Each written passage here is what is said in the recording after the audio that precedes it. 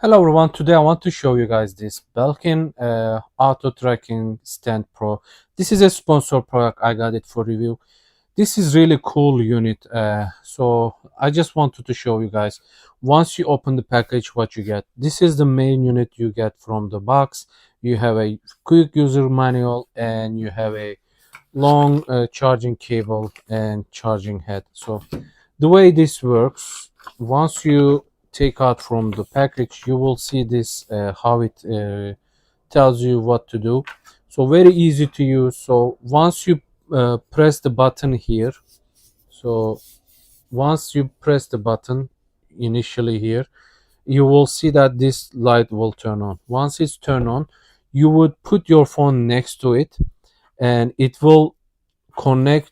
You can see here, you will see something like this after you connect the wireless.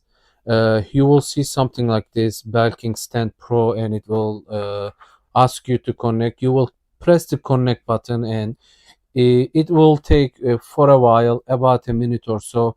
It will initially set up the unit. Once it says it's successful, it means you are connected. Then you open your regular camera app, and once you face the camera to you, like the selfie mode, it will immediately show the face tracking feature.